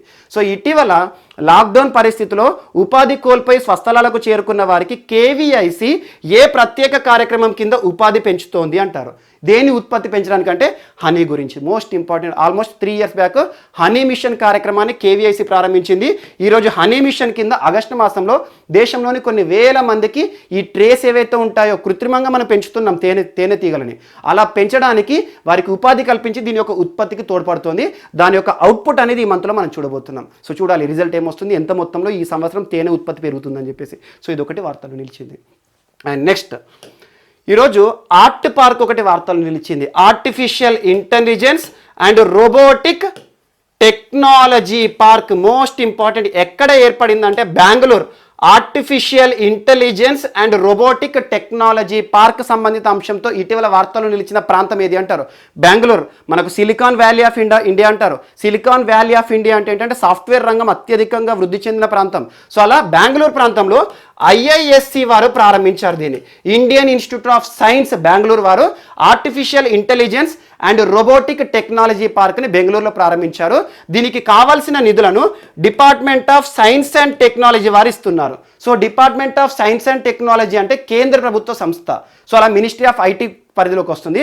సో అలా department of science and technology ఏదైతే ఉంటుందో దీనికోసం 170 కోట్ల రూపాయలను కేటాయించింది. సో దాని కింద రోబోటిక్స్కి మరియు ఆర్టిఫిషియల్ ఇంటెలిజెన్స్కి కావలసిన ప్రత్యేక ప్రోత్సాహకాలను ఈరోజు ఐఐఎస్సి ఇస్తుంది. So most important. ఎగ్జామ్లో నేరుగా అడుగుతారు, దీనికి సంబంధించి ఉపయోగాలు అవన్నీ అడుగుతారు. ఇటీవల artificial intelligence and robotic technology park సంబంధిత అంశంతో వార్తలు నిలిచిన ప్రాంతం ఏదే, రాష్ట్రం ఏదంటారు? దేశంలో మొట్టమొదటిసారి ఒక రోబోటిక్ పార్క్ వచ్చింది. ఎవరి ఆధ్వర్యంలో అంటే IISc Bengaluru, Indian institute of science Bengaluru శాస్త్రవేత్తల ఆధ్వర్యంలో నడుస్తుంది. దీనికి ఫండింగ్ ఎవరు ఇచ్చారంటే department of science and technology. Science and technology అనేది ministry of science and technology పరిధిలో పనిచేస్తుంది. అలా 170 కోట్ల రూపాయలతో ఈ పార్క్ అనేది ఏర్పాటు చేయడం జరిగింది. ఎక్స్క్లూజివ్గా టెక్నాలజీ పార్క్, దేశంలో మొట్టమొదటిసారి. Most important. And next, so ఈరోజు మన నెక్స్ట్ టాపిక్ వచ్చేసి వార్తల్లో వ్యక్తులు. ఈరోజు వార్తలో నిలిచిన ఫస్ట్ పర్సన్ అంతరిక్ష ప్రయోగాల ద్వారా తనకంటూ ప్రత్యేక గుర్తింపు తెచ్చుకున్న ఒక ప్రముఖ శాస్త్రవేత్త మరణిస్తూ వార్తలు నిలిచారు. తన పేరు గుర్తుంచుకోండి, సుందరం రామకృష్ణన్. సుందరం రామకృష్ణన్ అంతరిక్ష ప్రయోగాల్లో తనకంటూ ప్రత్యేక గుర్తింపు తెచ్చుకున్న ప్రముఖ శాస్త్రవేత్త. అండ్ ఇస్రో అనుబంధ సంస్థ అయిన విక్రమ్ సారాభాయ్ స్పేస్ సెంటర్ మాజీ డైరెక్టర్ కూడా. మోస్ట్ ఇంపార్టెంట్, ఇస్రో అనుబంధ సంస్థల గురించి ఖచ్చితంగా చదవండి. ఎందుకోసం ఉద్దేశించబడ్డాయి, వాటి యొక్క పనితీరు ఏంటి, వీటి గురించి ప్రత్యేక శ్రద్ధ చూపండి. అలా ఇస్రో అనుబంధ సంస్థ అయిన విక్రమ్ సారాభాయ్ స్పేస్ సెంటర్ మాజీ డైరెక్టర్ కూడా. యాక్చువల్గా 1972లో ఇస్రోలో చేరాడు ఒక శాస్త్రవేత్తగా. ఆ తర్వాత తన ప్రతిభ ద్వారా, తను చేసిన ప్రయోగాల ద్వారా అత్యల్ప కాలంలోనే ఒక ఉన్నత హోదాకి చేరిన ప్రముఖ వ్యక్తి. డైరెక్టర్గా కూడా చేశాడు విక్రమ్ సారాభాయ్ స్పేస్ సెంటర్. తన ప్రయోగాలు ఎక్కువగా స్పేస్ లాంచ్ వెహికల్స్ సంబంధించి ఉంటాయి, పిఎస్ఎల్వి లాంచ్ వెహికల్స్ సంబంధించినవి ఉన్నాయి. అండ్ దాంతోపాటు ఒక ప్రముఖ వ్యక్తి హయాంలో చాలా ప్రయోగాలు చేశారు. మాజీ రాష్ట్రపతి అబ్దుల్ కలాం గారి హయాంలో చాలా ప్రయోగాలు చేసి దేశవ్యాప్తంగా కూడా గుర్తింపు తెచ్చుకున్న ప్రముఖ శాస్త్రవేత్త ఈరోజు మరణిస్తూ వార్తలు నిలిచారు. కేరళ రాష్ట్రానికి సంబంధించిన వ్యక్తి ఈరోజు తిరువనంతపురంలో తుది శ్వాస విడుస్తూ వార్తలు నిలిచారు. సో మోస్ట్ ఇంపార్టెంట్, ఎగ్జామ్లో నేరుగా ప్రశ్న ఎలా అడుగుతారంటే ఇటీవల మరణించిన సుందరం రామకృష్ణన్ గారు ఏ రంగంలో ప్రత్యేక గుర్తింపు తెచ్చుకున్నారు, ఏ సంస్థకి మాజీ డైరెక్టర్గా విధులు నిర్వర్తించారు అంటారు. సో మోస్ట్ ఇంపార్టెంట్, సుందరం రామకృష్ణన్ గారు గత కొద్ది కాలంగా అనారోగ్య సమస్యలతో ఇబ్బంది పడుతున్నారు. 71 సంవత్సరాల సుందరం రామకృష్ణన్ గారు ఈరోజు మరణించడం జరిగింది. సో ఎగ్జామ్లో నేరుగా బిట్టడుతారు, ఖచ్చితంగా చూడండి. అండ్ ఇస్రోకి సంబంధించి మరొక అంశం, ఇస్రో అనకూడదు, అంతరిక్ష ప్రయోగాలకు సంబంధించి మరొక అంశం వార్తలు నిలిచింది. Pixel startup company, pixel. So pixel startup company అంకుర పరిశ్రమ అంటున్నాను. ఇటీవల చాలా ప్రైవేట్ సంస్థలు కూడా అంతరిక్ష ప్రయోగాల్లో నిమగ్నమయ్యాయి. కారణం ఏంటంటే ఈరోజు ప్రపంచానికే ఒక కొత్త పాఠాన్ని నేర్పింది అమెరికా. అమెరికాకు సంబంధించిన ఒక ప్రైవేట్ సంస్థ స్పేస్ ఎక్స్, మోస్ట్ ఇంపార్టెంట్ సంస్థ. స్పేస్ ఎక్స్కి సంబంధించి ఇప్పటికి ఒక 5-6 టైమ్స్ మనం చర్చించుకున్నాం. స్పేస్ ఎక్స్ అనగానే ఎలాన్ మస్క్ గుర్తుకు రావాలి. సో ఎలాన్ మస్క్కి సంబంధించిన ఒక ప్రైవేట్ సంస్థ స్పేస్ ఎక్స్ ఇటీవల ఏ దేశం కూడా సాధించని ఒక ఘనతను అమెరికాకి సాధించి పెట్టింది. ఒక ప్రైవేట్ రాకెట్ ద్వారా వ్యోమగాములను అంతరిక్షంలోకి పంపింది, 2 సార్లు పంపింది. సో మోస్ట్ ఇంపార్టెంట్, ఫాల్కన్ 9 అని చెప్పాను, క్రూ డ్రాగన్ అని చెప్పాను. సో అలా స్పేస్ ఎక్స్కి సంబంధించి ప్రత్యేక శ్రద్ధ చూపండి. ఇప్పటి వరకు ప్రపంచంలోని ఏ దేశం కూడా సాధించని ఒక ఘనత ఒక ప్రైవేట్ సంస్థ ద్వారా అమెరికా సాధించింది. మొట్టమొదటి ప్రైవేట్ రాకెట్ వ్యోమగాములను తీసుకొని అంతరిక్షంలోకి వెళ్ళడం ద్వారా. So most important. ఆ తర్వాత ప్రపంచంలోని ప్రతి దేశం కూడా అంతరిక్ష ప్రయోగాల్లో ప్రైవేట్ భాగస్వామ్యాన్ని కోరుకుంటున్నాయి. అందులో భాగంగా భారతదేశం కూడా ఇన్ స్పేస్ అనే ప్రోగ్రామ్ ని ప్రారంభించింది. Most important, in space, Indian national space promotion and authorization centre. So అలా ప్రైవేట్ భాగస్వామ్యం కోసము ప్రైవేట్ సంస్థలను ఆహ్వానిస్తుంది. మీరు అంతరిక్ష ప్రయోగాలు చేయండి, మీకు కావాల్సిన ప్రోత్సాహకాన్ని ప్రభుత్వం ఇస్తుంది, ఇస్రో ఇస్తుందని చెప్పేసి భారత ప్రధాని గారు కూడా వ్యాఖ్యానించారు. అందులో భాగంగా ఈరోజు ప్రైవేట్ సంస్థలు ఏవైతే ఉంటాయో వారు తయారు చేసిన ఉపగ్రహాలు, శాటిలైట్ ఉంటాయి కదా. సో గుర్తుంచుకోండి, ఏ ప్రైవేట్ సంస్థ తయారు చేసినా, భారతదేశంలో ఎక్కడ శాటిలైట్ తయారు చేసినా చివరికి రావాల్సింది నెల్లూరు శ్రీహరికోట షార్ సెంటర్కే రావాలి. కారణం ఏంటంటే శాటిలైట్ లాంచింగ్ ప్యాడ్ అక్కడే ఉంది. ఇటీవల మనకు కులశేఖరపట్నం తమిళనాడులో సెకండ్ లాంచ్ ప్యాడ్ కోసం చూస్తున్నారు, కానీ ప్రయోగ దశలో ఉంది. అలా ఈ ప్రైవేట్ సంస్థలు తయారు చేసిన శాటిలైట్స్ ఏవైతే ఉంటాయో వాటి లాంచింగ్ కి కావాల్సిన అన్ని సౌకర్యాలు ఇస్రో కల్పిస్తుంది అని చెప్పేసి ఇటీవల ఇస్రో చీఫ్, ఇస్రో చైర్మన్ శివన్ గారు కూడా ప్రకటించారు. అందులో భాగంగా ఇటీవల స్కై రూట్ పరిశోధనల గురించి మనం ఎర్లియర్గా చూసాం, almost 2 months back. Skyroot వారు ఒక ఇంజనాన్ని తయారు చేస్తారని చెప్పేసి. మరియు ఈ రోజు పిక్సెల్ స్టార్టప్ కంపెనీ ఒక అంకుర పరిశ్రమ new space India limited, new space India limited సంస్థతో, న్యూ స్పేస్ ఇండియా లిమిటెడ్ అనే సంస్థతో భాగస్వామ్యంలో ఒక రిమోట్ సెన్సింగ్ శాటిలైట్ ని రెడీ చేశారు. రిమోట్ సెన్సింగ్ శాటిలైట్ ని తయారు చేశారు. ఇది లాంచింగ్ కి కూడా రెడీ అయిపోయింది. సో ఇస్రో చీఫ్ అధికారికంగా ప్రకటించారు, అతి త్వరలో పిక్సెల్ వారు తయారు చేసిన ఒక remote sensing earth observatory satellite ని ఇస్రో నెల్లూరు నుండి లాంచ్ చేయబోతోందని చెప్పేసి ప్రకటించారు. సో ఎగ్జామ్ లో నేరుగా బిట్ అడుగుతారు, ఇటీవల ఏ ప్రైవేట్ సంస్థ, ప్రైవేట్ సంస్థ తయారు చేసిన మొట్టమొదటి ఉపగ్రహ ప్రయోగాన్ని ఇస్రో అతి త్వరలో చేయబోతోంది. అండ్ పిక్సెల్ సంస్థ ఏం ప్రకటించింది అంటే 2023 సంవత్సరం వరకల్లా కనీసం 30 శాటిలైట్లను మేము తయారు చేస్తాం, రిమోట్ సెన్సింగ్ శాటిలైట్లం అని చెప్పేసి వారు కూడా అధికారికంగా ప్రకటించారు. సో ఇదంతా అవసరం లేదు. పిక్సెల్ స్టార్టప్ కంపెనీ తయారు చేసిన రిమోట్ సెన్సింగ్ ఎర్త్ అబ్జర్వేటరీ భూ పరిశీలన ఉపగ్రహాన్ని ఇస్రో లాంచ్ చేయడానికి రెడీ అవుతుంది. సో మోస్ట్ ఇంపార్టెంట్, దీన్ని యాడ్ చేసుకోండి. సో అలా లాంచ్ చేసిన తర్వాత మొట్టమొదటి ప్రైవేట్ సంస్థ తయారు చేసిన ఉపగ్రహ ప్రయోగం అని మనకి ఎట్లాగో హైలైట్గా వస్తుంది న్యూస్లో, ఆ రోజు చూద్దాం.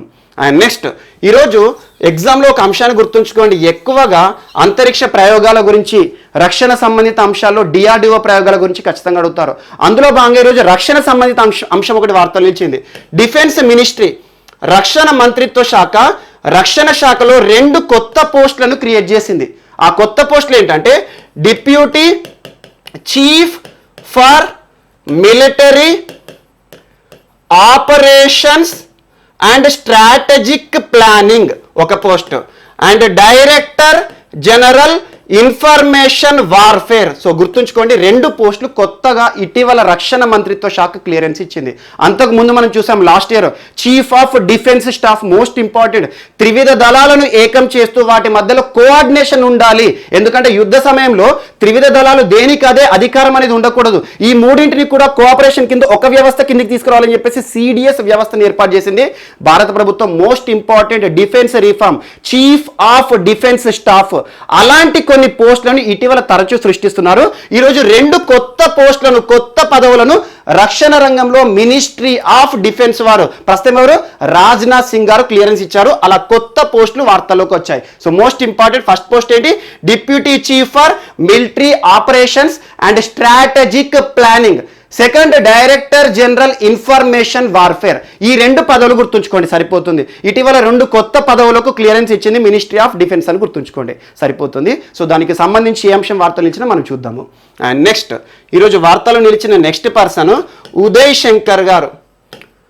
Uday Shankar most important personality. ఫిక్కీకి నూతన ప్రెసిడెంట్గా ఎన్నికవడం జరిగింది. FICCI, federation of Indian chambers and Indian chamber of commerce and industry. Federation of Indian chamber of commerce and industry. FICCI full form గుర్తుంచుకోండి, federation of Indian chamber of commerce and industry. దీని యొక్క head quarter ఎక్కడ అంటే న్యూఢిల్లీలో ఉంది. So దీని ఎందుకోసం ఉద్దేశించబడిందంటే భారతదేశంలో పరిశ్రమ రంగానికి సంబంధించి ఒక సంస్థ. సో ఫిక్కీ నూతన ప్రెసిడెంట్గా ఇటీవల వార్తలో నిలిచిన పర్సన్, ఎన్నికైన వ్యక్తి ఎవరు అంటే ఉదయ్ శంకర్ గారు. So most important, federation of Indian chamber of commerce and industry, వాణిజ్యము మరియు పరిశ్రమలకు సంబంధించి ఒక సంస్థకి నూతన ప్రెసిడెంట్గా రానున్న 1 year పాటు తన విధులను నిర్వర్తించబోతున్నారు ఉదయ్ శంకర్ గారు. ప్రస్తుతం ఉదయ్ శంకర్ గారు ఏ కీలక పదవిలో ఉన్నారంటే డిస్నీ ఇండియా సంస్థకి ప్రెసిడెంట్గా ఉన్నారు. ఈ నెలతో తన యొక్క పదవీ కాలం ముగుస్తుంది. ఆ తర్వాత ఫిక్కీకి నూతన ప్రెసిడెంట్గా తను పదవీ బాధ్యతలు స్వీకరించబోతున్నారు. ఎగ్జామ్లో నేరుగా గుర్తుంచుకోండి, ఇటీవల వార్తలో నిలిచిన ఫిక్కీ నూతన ప్రెసిడెంట్ ఎవరు అంటారు. ఇప్పటి వరకు మరి ఫిక్కీకి ప్రెసిడెంట్ ఎవరు అంటే సంగీతా రెడ్డి గారు. సో తన పేరు కూడా గుర్తుంచుకోండి, తన పదవీ కాలం ముగిసింది, సంగీతా రెడ్డి. ఇప్పటి వరకు ఫిక్కీ ప్రెసిడెంట్గా ఉన్న సంగీతా రెడ్డి గారి స్థానంలో నూతన అధ్యక్షునిగా ఎన్నికైన వ్యక్తి ఉదయ్ శంకర్ గారు. ఫిక్కీ ఫుల్ ఫామ్ గుర్తుంచుకోండి, ఖచ్చితంగా కన్ఫ్యూజ్ అవుతారు ఎగ్జామ్లో, రెగ్యులర్గా అడుగుతున్నారు. Federation of Indian chamber of commerce and industry, New Delhi హెడ్ క్వార్టర్గా పనిచేస్తుంది. వాణిజ్యము మరియు పరిశ్రమలకు సంబంధించిన ఒక సంస్థ. అండ్ నెక్స్ట్ ఈరోజు మరొక వ్యక్తి మనకు వార్తలు, శ్రీకాంత్ మాధవ్ వైద్య. శ్రీకాంత్ మాధవ్ వైద్య ప్రస్తుతం ఇండియన్ ఆయిల్ కార్పొరేషన్ చైర్మన్ గా ఉన్నారు. మోస్ట్ ఇంపార్టెంట్, ఇటీవలే Indian oil chairman, Indian oil సంబంధించిన ఒక అంశం చెప్పాను మీకు, 100 ఆక్టేన్ నెంబర్ పెట్రోల్ అని చెప్పేసి భారతదేశంలో ద ప్రీమియం పెట్రోల్ ని తయారు చేసింది ఇటీవల Indian Oil Corporation, Mathura refinery అని చెప్పాను జస్ట్ 2 days బ్యాక్. ఖచ్చితంగా గుర్తుంచుకోండి, ఆక్టేన్ నెంబర్ అంటే ఏంటి, ఏ ఆక్టేన్ నెంబర్ ఏ రకంగా పెట్రోల్ నాణ్యతను సూచిస్తుంది. 87 ఏం చూపిస్తుంది, 89 ఏం చూపిస్తుంది, 91 to 94 ఏం చూపిస్తుంది. ఇప్పటి వరకు హెచ్పి తయారు చేసిన ప్రీమియం క్వాలిటీ ఏంటి, ఆక్టేన్ నెంబర్ అనేది దేని నాణ్యతను కొలుస్తారని చెప్తారు. సో అలా ఇండియన్ ఆయిల్ కార్పొరేషన్ వారు తయారు చేసిన 100 ఆక్టేన్ పెట్రోల్ లేకపోతే XP 100 పెట్రోల్ అని చెప్పాను. అలాంటి సంస్థకి చీఫ్ గా ఈరోజు శ్రీకాంత్ మాధవ్ వైద్య గారు ఉన్నారు.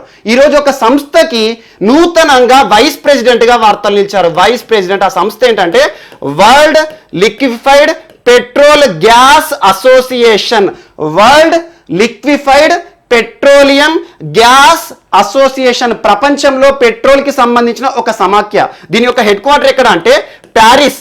సో ఫ్రాన్స్ లో ఉంది. ప్యారిస్ లో ఉన్న world liquefied petrol gas association కి నూతన ఉపాధ్యక్షుడిగా నియమించడం జరిగింది. సో వార్తలు నిలిచిన పర్సన్ నేరుగా గుర్తుంచుకోండి, శ్రీకాంత్ మాధవ్ వైద్య గారు. ప్రస్తుతం ఏ సంస్థకి చీఫ్ గా ఉన్నారు?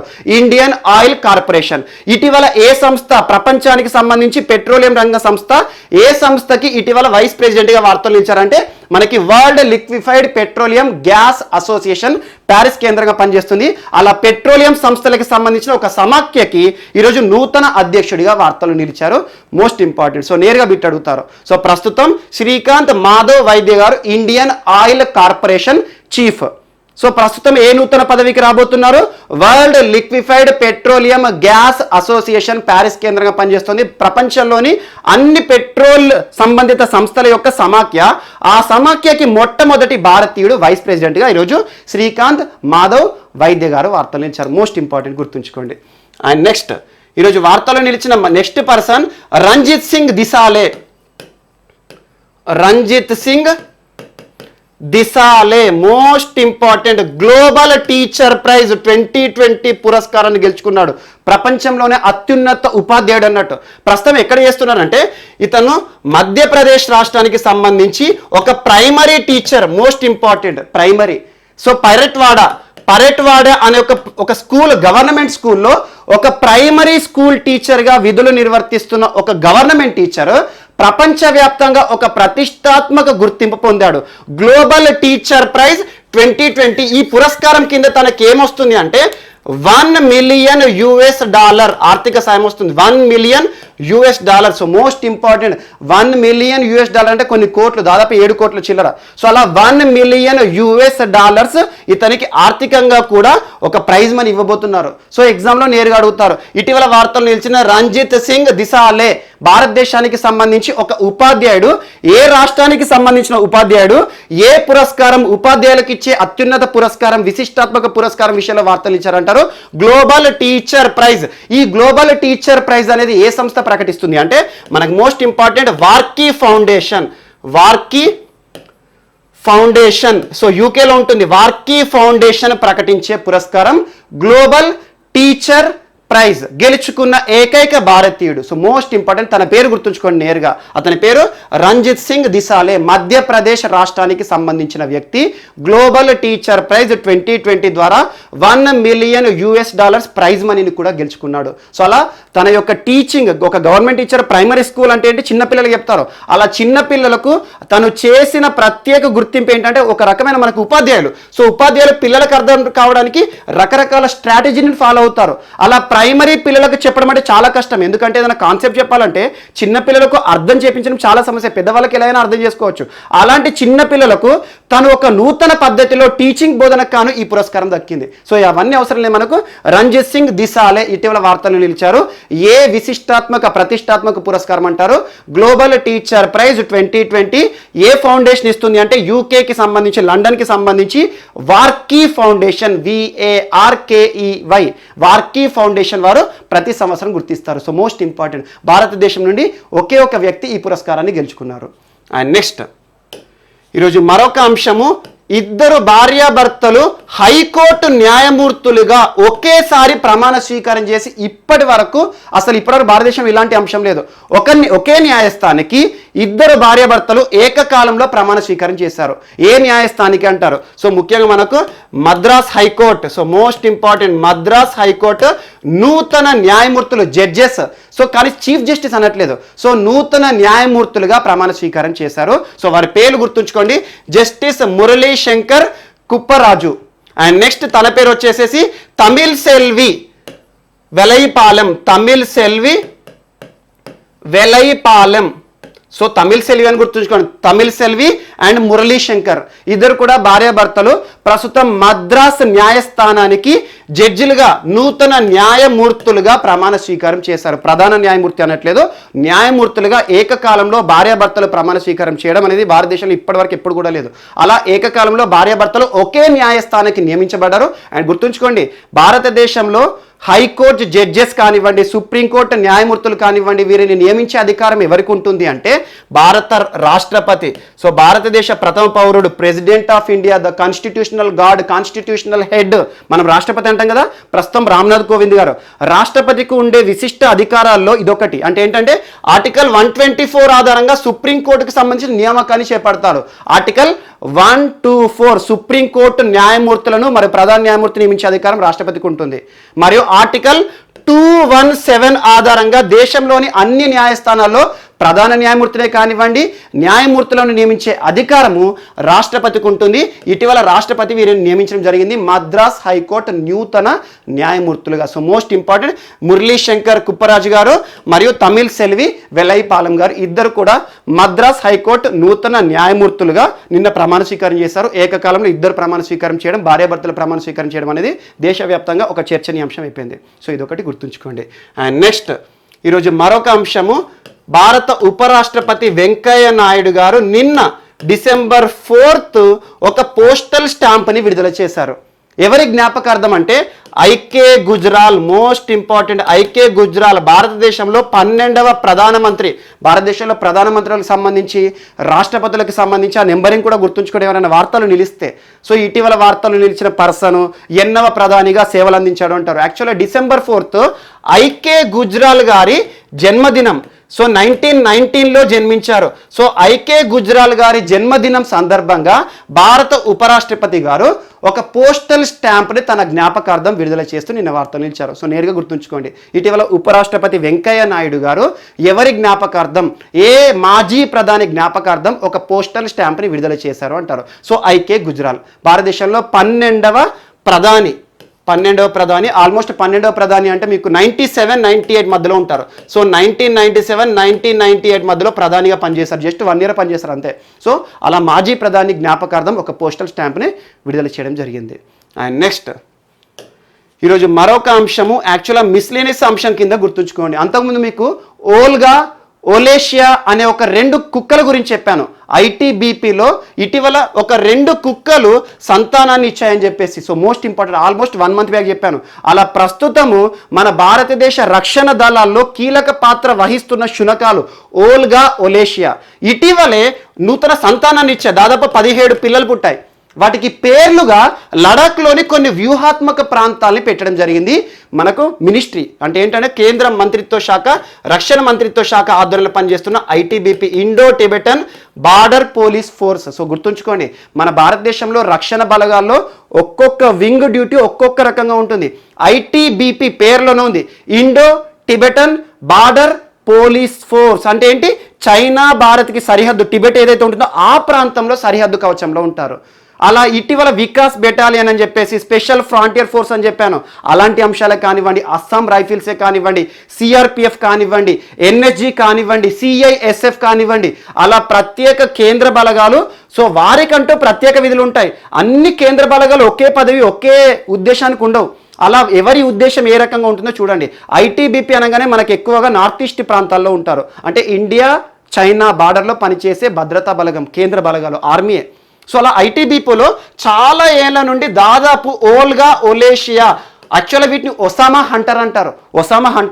ఒసామా హంటర్ అని ఎందుకు వీటిని అంటారంటే, ఈ కుక్కల బ్రీడ్ని ఎందుకు అట్లా అంటారంటే, ఒసామా బిన్ లాడెన్ ఉన్నాడు కదా, ఒసామా బిన్ లాడెన్ని గుర్తించడానికి, ఎక్కడున్నాడో గుర్తించడానికి అమెరికా కూడా ఈ శునకాలను వాడుకుంది. అందుకోసం ఒక ప్రత్యేక గుర్తింపు తెచ్చుకున్న శునకాలు ఓల్గా, ఒలేషియా ప్రస్తుతం ఇండో టిబెటన్ బార్డర్ పోలీస్ ఫోర్స్లో సేవలు ఇస్తున్నాయి. ఎక్కడైనా మనకు సమస్యాత్మక ప్రదేశాలను గుర్తించడం కానివ్వండి, అక్కడ మనకు సైన్యం వెళ్లే ముందట ఆ ప్రాంతాల్లో మందు పాత్రలు కానీ లేదా తీవ్రవాదులు ఉన్నారని చెప్పేసి ముందే పసిగడతాయి. అలాంటి ఒక ఇంపార్టెంట్ రోల్ కోసం ఉద్దేశించబడిన శునకాలు ఇటీవల ఒక 17 బుల్లి శునకాలకు జన్మనిచ్చాయి. ఆ బుల్లి శునకాలకు ఎవరి పేర్లు పెట్టారంటే లడాఖ్లోని కొన్ని వ్యూహాత్మక ప్రాంతాలు. అందులో ఒకటి గాల్వన్ అని, అంటే 17 కుక్క పిల్లలున్నాయి కదా, అందులో గాల్వన్ అని, ససోమా అని, షోక్, తాంగ్చెమో అని, చిప్చాప్ అని, అలా రకరకాల పేర్లు. సో అలా లడాక్ ప్రాంతంలో ఉన్న వ్యూహాత్మక ప్రదేశాల పేర్లను ఇటీవల వేటికి నామకరణం చేసింది ఐటీబీపీ అంటారు, Indo Tibetan border police force. అలా ఓల్గా, ఒలేషియా శునకాలకు జన్మించిన ఏవైతే ఉన్నాయో బుల్లి శునకాలకు పెట్టిన పేర్లు. ఎందుకంటే అవి చైనా కోసం రక్షణ కవచంలో పనిచేస్తున్నాయి. అందుకోసమే లడాక్, ఇటీవల తరచూ లడాక్ సంబంధించి చాలా ప్రాంతాల పేర్లు చెప్తున్నాను నేను. ఎందుకంటే తరచూ వార్తలు వస్తున్నాయి. ప్యాంగ్యాంగ్ లోయ కానివ్వండి, అక్సాచిన్ కానివ్వండి, గాల్వాన్ కానివ్వండి, అండ్ అరుణాచల్ ప్రదేశ్ ప్రాంతం కానివ్వండి, అలాంటి ఏవైతే ఉంటాయో సమస్యాత్మక ప్రాంతాలు వాటిపైన ప్రత్యేక శ్రద్ధ చూపండి. ఈరోజు లడాఖ్లోని కొన్ని వ్యూహాత్మక ప్రాంతాల పేర్లను ఈ శునకాలకు పెట్టింది ITBP, Indo Tibetan border police force. Most important Olga Olesia same image almost 1.5 month back చూపించి వాటి యొక్క స్పెషాలిటీ చెప్పాను మీకు, ఒక్కసారి చూడండి. అండ్ నెక్స్ట్, సో ఈరోజు వార్తలు నిలిచిన నెక్స్ట్ పర్సన్ కమతం రామిరెడ్డి గారు. కమతం రామిరెడ్డి గారు తెలంగాణ రాష్ట్రానికి సంబంధించిన వ్యక్తి. రాష్ట్ర స్థాయి పరీక్షలో మాత్రం ఒక ప్రశ్న అడిగే అవకాశం ఉంది, జాతీయ స్థాయి పరీక్షలో అడగరు. సో తెలంగాణ రాష్ట్రానికి సంబంధించి ప్రస్తుతం సీనియర్ రాజకీయ ప్రముఖులు TRS పార్టీలో ఉన్నారు. అండ్ ఉమ్మడి ఆంధ్రప్రదేశ్లో కాంగ్రెస్ ప్రభుత్వంలో చాలా సంవత్సరాల పాటు మంత్రిగా కూడా ఉన్నారు. సో మాజీ మంత్రి, ప్రస్తుతం సీనియర్ రాజకీయ ప్రముఖులు మరణిస్తూ ఈరోజు వార్తలు నిలిచారు. 2014 సంవత్సరం వరకు కూడా తను కాంగ్రెస్లోనే ఉన్నాడు. 2014 రాష్ట్ర విభజన జరిగిన తర్వాత కాంగ్రెస్ పార్టీ తనకు టికెట్ నిరాకరించడంతో బీజేపీ టీడీపీ కూటమి నుండి పోటీ చేశాడు. అందులో డిపాజిట్ కూడా పొందలేదు. ఆ తర్వాత అధికార పార్టీ TRSలో చేరాడు. ప్రస్తుతం TRSలో సీనియర్ నేతగా గుర్తింపు పొందిన వ్యక్తి కమతం రామిరెడ్డి గారు ఈరోజు మరణిస్తూ వార్తలు నిలిచారు. ఒక ప్రశ్న అడిగే అవకాశం ఉంది. ఇటీవల వార్తలు నిలిచిన కమతం రామిరెడ్డి గారు రాష్ట్ర మాజీ మంత్రి. సో అదొకటి గుర్తుంచుకోండి. అండ్ నెక్స్ట్, తనకంటే కూడా ఇంపార్టెంట్ నోముల నరసింహయ్య గారి గురించి చూసుకోండి. ఎందుకంటే కమ్యూనిస్ట్కి సంబంధించి కానివ్వండి, ప్రస్తుతం TRS పార్టీకి సంబంధించి, అధికార పార్టీకి సంబంధించి ఎమ్మెల్యే మరణము, సో నాగార్జున సాగర్ సంబంధించి, సో అలా రాష్ట్రీయ అంశాల్లో కూడా ప్రముఖ వ్యక్తులు మరణిస్తూ వార్తలు నిలిస్తే ఖచ్చితంగా చూడండి. ఈరోజు తెలంగాణ రాష్ట్రానికి సంబంధించి కమతం రామిరెడ్డి గారు వార్తలు నిలిచారు. అండ్ నెక్స్ట్, ఈరోజు GHMC ఎన్నికలకు సంబంధించి ఫలితాలను చూద్దాం. సో పేరుకు మాత్రమే మున్సిపల్ కార్పొరేషన్ ఎన్నికలు, GHMC స్థానిక సంస్థలకు సంబంధించిన ఎన్నికలు, కానీ దేశవ్యాప్తంగా కూడా ప్రత్యేక దృష్టిని పొందిన ఎన్నికలు. ఎందుకంటే చాలామంది జాతీయ స్థాయిలో గుర్తింపు పొందిన నాయకులు వచ్చారు. మనం చూసాము, పక్క రాష్ట్రాల సీఎంలే కానివ్వండి, మనకు యోగి ఆదిత్యనాథ్ ఉత్తరప్రదేశ్ రాష్ట్ర ముఖ్యమంత్రి కూడా వచ్చారు. సో ప్రస్తుతం దేశవ్యాప్తంగా కూడా యోగి ఆదిత్యనాథ్ గారి గురించి మనం చూస్తూనే ఉన్నాం. తరచూ ఏదో ఒక అంశంతో వార్తలు నిలుస్తున్నారు. అండ్ మనకి అమిత్ షా గారు రావడం కానివ్వండి, సో కేంద్ర స్థాయిలో, జాతీయ స్థాయిలో గుర్తింపు పొందిన చాలా మంది కూడా వచ్చారు. అలా జాతీయ స్థాయిలో గుర్తింపు పొందిన ఎన్నికలు GHMC. ఈరోజు ఫలితాల గురించి చూసాం, నిన్ననే వచ్చాయి. సో ఫలితాల్లో అధికార పార్టీ TRSకి 55 స్థానాలు మాత్రమే పొందడం జరిగింది. సెకండ్ ప్లేస్లో బీజేపీ 48, థర్డ్ ప్లేస్లో MIM 44, నెక్స్ట్ కాంగ్రెస్ 2. నేరేడ్మెట్ మాత్రం పెండింగ్లో ఉంది. ఎందుకంటే ఎన్నికల చిహ్నానికి సంబంధించి ఆ స్వస్తిక్ గుర్తు సింబల్ ఏదైతే ఉంటుందో దాని వివాదంలో నేరేడ్మెట్ మాత్రం ప్రస్తుతం ఆపారు ఆ ఫలితాలను. సో 149 స్థానాలకు ఫలితాలను ప్రకటిస్తే అందులో లార్జెస్ట్ పార్టీగా మాత్రం TRS వచ్చింది. కానీ గుర్తుంచుకోండి, మేయర్ పీఠానికి కావలసిన స్థానాలు మాత్రం పొందలే. అండ్ ఎక్సఫిషియో స్థానాలు ఉన్నాయి. TRSకి ఎక్సఫిషియో 31 మంది ఉన్నారు, బీజేపీకి 2 ఉన్నారు, అండ్ MIMకి 10 మంది ఉన్నారు, కాంగ్రెస్కి 1 ఉన్నారు. యాక్చువల్లీ ఎక్సఫిషియో మొత్తం స్థానాలు 44, అందులో అత్యధికంగా TRSకు ఉన్నాయి. ఎక్సఫిషియో ప్లస్ GHMCలో ఉన్న కార్పొరేట్ సీట్లు అన్నీ కలిపితే 150 ఏమో కార్పొరేట్ సీట్లు, అండ్ 44 ఏమో ఎక్సఫిషియో, 194 స్థానాలు. అంటే మ్యాజిక్ ఫిగర్ అంటే ఏంటి, by 2 + 1, అంటే ఆల్మోస్ట్ 98 స్థానాలు ఎవరైతే పొందుతారో, 98 సీట్స్ మెజారిటీ ఎవరైతే పొందుతారో వారు మేయర్ పీఠాన్ని చేజెక్కించుకుంటారు. కానీ ఏ పార్టీ, ఇప్పుడు TRS ఈ 2 కలిపితే 86 స్థానాలు మాత్రమే వచ్చింది. సో TRSకి వేరే వారి యొక్క సాయం కావాల్సిందే. ఖచ్చితంగా ఇక్కడ ఆల్టర్నేట్ MIM పైన ఆధారపడే అవకాశాలు ఉన్నాయి. సో చూడాలి. సో అలా ఎక్సఫిషియో స్థానాలతో కలిపినా కూడా ఏ ఒక్క పార్టీ కూడా మేయర్ పీఠాన్ని దక్కించుకోలేకపోయింది. సో హంగ్ ఎన్నికలుగా మిగిలిపోయాయి GHMC ఎన్నికలు. సో ఈ స్థానాల గురించి ఖచ్చితంగా చూడండి.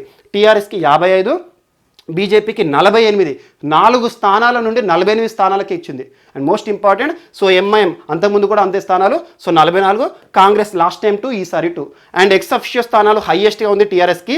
సో అలా మ్యాజిక్ ఫిగర్ 98 మాత్రం పొందట్లేదు.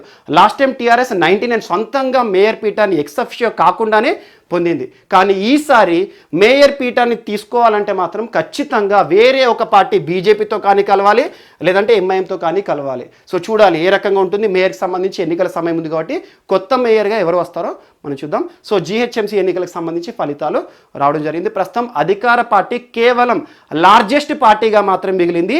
సో మేయర్ పీఠానికి కావలసిన స్థానాలు మాత్రం ఎక్సఫిషియో స్థానాలతో కలిపినా కూడా రాలేదు. యాక్చువల్గా 150తో కంపేర్ చేసినా కూడా మనకు మ్యాజిక్ ఫిగర్ని దక్కలేదు.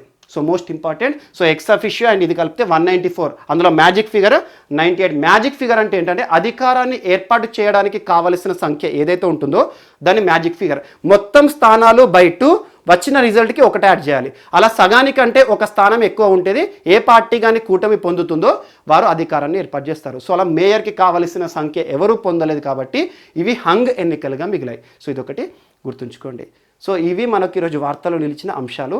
మిగతా అంశాలు ఏమైనా మిగిలిపోతే మాత్రం మనం రేపటి క్లాస్లో యాడ్ చేసుకొని నేర్చుకుందాం. రేపు కలుద్దాం. Thank you.